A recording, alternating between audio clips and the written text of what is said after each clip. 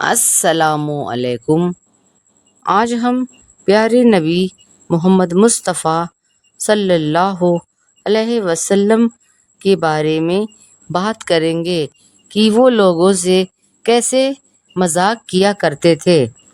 حضرت ابو ہریرہ رضی اللہ تعالیٰ عنہ فرماتے ہیں کہ صحابہ کرام رضی اللہ تعالیٰ عنہ نے عرض کیا، یا رسول اللہ، آپ ہم سے مذاق بھی فرما لیتے ہیں؟ آپ نے فرمایا، ہاں، مگر میں بھی غلط بات نہیں کہتا۔ ایک آدمی نے حضرت ابن عباس رضی اللہ تعالیٰ عنہ سے پوچھا کہ کیا حضور صلی اللہ علیہ وسلم مزاح فرمایا کرتے تھے؟ حضرت ابن عباس رضی اللہ تعالیٰ عنہ نے فرمایا، ہاں۔ اس آدمی نے کہا، آپ کا مزاح کیسا ہوتا تھا؟ حضرت ابن عباس رضی اللہ تعالیٰ عنہ نے حضور صلی اللہ علیہ وسلم کے مزاح کا یہ قصہ سنایا کہ حضور نے اپنی ایک زوجہ محترمہ کو کپڑا پہننے کو دیا اور فرمایا، اسے پہن لو، اللہ کا شکر ادا کرو اور نئی دلہن کی طرح اس کا دامن گھسیٹ کر چلو۔ حضرت انس رضی اللہ تعالیٰ عنہ فرماتے ہیں کہ حضور صلی اللہ علیہ وسلم کے اخلاق تمام لوگوں سے عمدہ تھے۔ میرا ایک بھائی ابو عمیر نامی تھا جو دودھ چھوڑ چکا تھا۔ جب حضور ہمارے یہاں تشریف لاتے اور اسے دیکھ لیتے تو فرماتے، اے ابو عمیر، تمہارے لال چڑیا یا بلبل کا کیا ہوا؟ پرندے کے ساتھ ابو عمیر کھیلا کرتا تھا۔ بعض دفعہ نماز کا وقت آتا اور آپ ہمارے گھر میں ہوتے تو آپ ارشاد فرماتے کہ میرے نیچے جو بچھونا ہے اسے جھاڑو اور اس پر پانی چھڑکو۔ ہم ایسے ہی کرتے، پھر حضور آگے کھڑے ہو جاتے، ہم آپ کے پیچھے کھڑے ہو جاتے، آپ ہمیں نفل نماز پڑھاتے۔ وہ بچھونا کھجور کے پتوں کا بنا ہوا تھا۔ حضرت انس بن مالک رضی اللہ تعالی عنہ فرماتے ہیں کہ نبی کریم صلی اللہ علیہ وسلم حضرت ابو طلحہ رضی اللہ تعالی عنہ کے یہاں تشریف لے گئے تو ان کے ایک بیٹے کو بڑا غمگین دیکھا جس کی کنیت ابو عمیر تھی۔ حضور صلی اللہ علیہ وسلم کا معمول یہ تھا کہ آپ جب ابو عمیر کو دیکھا کرتے تو اسے مزاح فرمایا کرتے۔ چنانچہ حضور صلی اللہ علیہ وسلم نے فرمایا، کیا بات ہے ابو عمیر، غمگین نظر آ رہا ہے؟ گھر والوں نے بتایا کہ اس کا پرندہ مر گیا ہے جس سے یہ کھیلا کرتا تھا۔ اس پر حضور صلی اللہ علیہ وسلم اسے دل لگی کے لیے فرمانے لگے، اے ابو عمیر، پرندے کا کیا بنا؟ حضرت انس بن مالک رضی اللہ تعالیٰ عنہ فرماتے ہیں کہ ایک آدمی حضور صلی اللہ علیہ وسلم کی خدمت میں آیا اور اس نے حضور سے اپنے لیے سواری مانگی تو حضور نے فرمایا، ہم تمہیں اونٹنی کا بچہ دیں گے۔ اس نے عرض کیا، یا رسول اللہ، میں اونٹنی کے بچے کا کیا کروں گا؟ مجھے تو سواری کے لیے جانور چاہیے، وہ بچہ تو سواری کے کام نہیں آ سکے گا۔ حضور نے فرمایا، ہر اونٹ اونٹنی کا بچہ ہی تو ہوتا ہے۔ حضرت انس رضی اللہ تعالیٰ عنہ فرماتے ہیں کہ دیہات کے رہنے والے ایک آدمی کا نام ظاہر تھا۔ وہ گاؤں سے حضور صلی اللہ علیہ وسلم کے لیے سبزی ترکاری وغیرہ ہدیہ لایا کرتے اور جب یہ واپس جانے لگتے تو حضور صلی اللہ علیہ وسلم انہیں شہر کی چیزیں دے دیا کرتے اور حضور فرماتے، ظاہر ہمارا دیہات ہے اور ہم اس کا شہر ہیں۔ حضور کو ان سے بڑی محبت تھی، لیکن تھے یہ بدصورت۔ ایک مرتبہ ظاہر اپنا سامان بیچ رہے تھے، حضور نے پیچھے سے جا کر ان کی کولی ایسی طرح بھری کہ حضور صلی اللہ علیہ وسلم کو دیکھ نہ سکیں، یعنی ان کی کمر اپنے سینے سے لگا کر ان کی بغلوں کے نیچے سے دونوں ہاتھ لے جا کر ان کی آنکھوں پر رکھ دیے۔ حضرت ظاہر نے کہا مجھے چھوڑو، یہ کون ہے؟ پھر پیچھے مڑ کر دیکھا تو حضور صلی اللہ علیہ وسلم کو پہچان لیا اور اپنی پیٹھ حضور صلی اللہ علیہ وسلم کے سینے سے اچھی طرح چمٹانے لگے اور حضور بطور مزاح فرمانے لگے اس غلام کو کون خریدے گا؟ حضرت ظاہر نے کہا یا رسول اللہ، اگر آپ مجھے بیچیں گے تو مجھے کھوٹا اور کم قیمت پائیں گے۔ حضور صلی اللہ علیہ وسلم نے فرمایا لیکن تم اللہ کے نزدیک کھوٹے اور کم قیمت نہیں ہو، بلکہ اللہ کے ہاں تمہاری بڑی قیمت ہے۔ حضرت عائشہ رضی اللہ تعالی عنہا فرماتی ہیں کہ ایک مرتبہ میں حضور صلی اللہ علیہ وسلم کے ساتھ سفر میں گئی۔ اس وقت نوعمر لڑکی تھی، میرے جسم پر گوشت بھی کم تھا اور میرا بدن بھاری نہیں تھا۔ حضور صلی اللہ علیہ وسلم نے لوگوں سے کہا آپ لوگ آگے چلے جائیں، چنانچہ سب چلے گئے تو مجھ سے فرمایا آؤ میں تم سے دوڑ میں مقابلہ کروں۔ چنانچہ ہم دونوں میں مقابلہ ہوا تو میں حضور صلی اللہ علیہ وسلم سے آگے نکل گئی اور حضور صلی اللہ علیہ وسلم خاموش رہے۔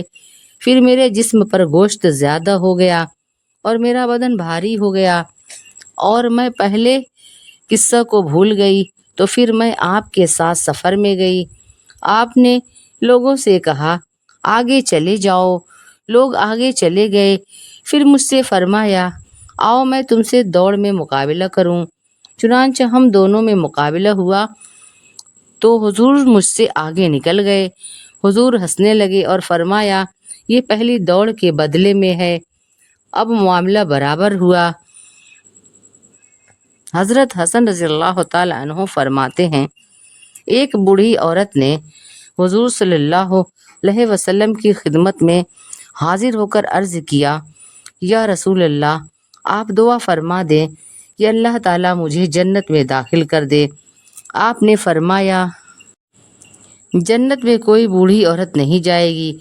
وہ عورت روتے ہوئے واپس جانے لگی تو آپ نے فرمایا اسے بتا دو کہ وہ جنت میں بڑھاپے کی حالت میں داخل نہیں ہوگی، بلکہ جوان کنواری بن کر جنت میں جائے گی، کیونکہ اللہ تعالیٰ فرماتے ہیں ہم نے وہاں کی ان عورتوں کو خاص طور پر بنایا ہے، یعنی ہم نے ان کو ایسا بنایا کہ وہ کنواریاں ہیں۔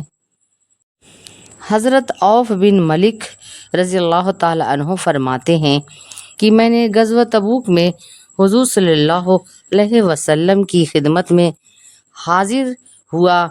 آپ چمڑے کے ایک چھوٹے خیمہ میں تشریف فرما تھے۔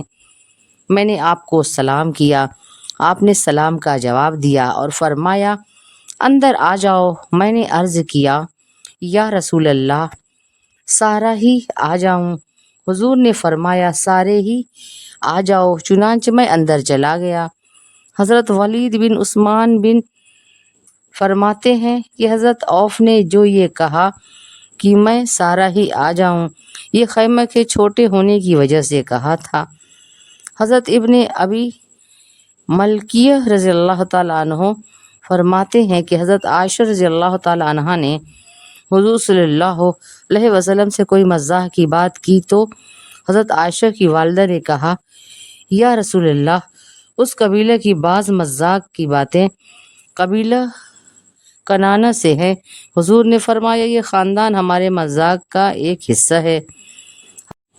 حضرت ابو الہیثم کو ایک صاحب نے بتایا کہ انہوں نے خود سنا کہ حضرت ابو سفیان بن حرب رضی اللہ تعالی عنہ اپنی بیٹی حضرت ام حبیبہ رضی اللہ تعالی عنہا کے گھر میں حضور صلی اللہ علیہ وسلم کو بطور مذاق کہہ رہے تھے کہ اللہ کی قسم جو ہی میں نے آپ سے جنگ کرنی چھوڑ دی، تمام عرب نے بھی چھوڑ دی، ورنہ آپ کی وجہ سے سینگ والا اور بے سینگ ایک دوسرے سے ٹکرا رہے تھے۔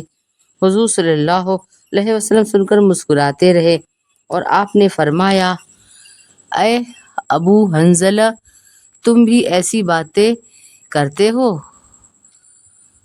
حضرت ام سلمہ رضی اللہ تعالی عنہا فرماتی ہیں کہ حضرت ابو بکر رضی اللہ تعالی عنہ تجارت کی غرض سے بصرہ ملک شام کا ایک شہر تشریف لے گئے۔ ان کے ساتھ حضرت نعمان اور حضرت سویبت بن حرملہ رضی اللہ تعالی عنہ بدری صحابی بھی تھے۔ حضرت سویبت کھانے کے سامان کے ذمہ دار تھے۔ حضرت نعمان نے ان سے کہا کہ مجھے کچھ کھانا کھلا دو۔ حضرت سویبت نے کہا حضرت ابو بکر گئے ہوئے ہیں، جب وہ آ جائیں گے تو کھلا دوں گا۔ حضرت نعمان کی طبیعت میں ہنسی اور مذاق بہت زیادہ تھا۔ وہاں قریب میں کچھ لوگ اپنے جانور لے کر آئے ہوئے تھے۔ حضرت نعمان نے ان سے کہا جا کر میرا ایک خوب چست اور طاقتور عربی غلام ہے، تم لوگ اسے خرید لو۔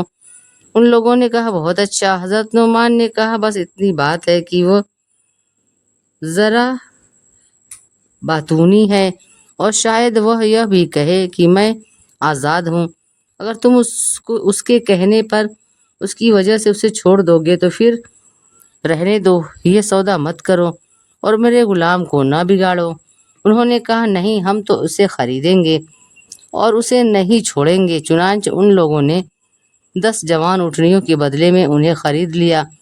حضرت نعمان 10 اونٹنیاں ہانکتے ہوئے آئے اور ان لوگوں کو بھی ساتھ لائے اور آ کر ان لوگوں سے کہا یہ رہا تمہارا غلام، اسے لے لو۔ جب وہ لوگ حضرت سویبت کو پکڑنے لگے تو حضرت سویبت نے کہا حضرت نعمان غلط کر رہے ہیں، میں تو آزاد آدمی ہوں۔ ان لوگوں نے کہا انہوں نے تمہاری یہ بات ہمیں پہلے ہی بتا دی تھی۔ چنانچہ وہ لوگ سویبت کے گلے میں رسی ڈال کر لے گئے۔ اس کے بعد حضرت ابو بکر واپس آئے تو انہیں اس قصہ کا پتہ چلا اور ان کے ساتھی ان خریدنے والوں کے پاس گئے اور ساری بات بتا کر ان کی اونٹنیاں انہیں واپس کیں اور حضرت سویبت کو واپس لے کر آئے۔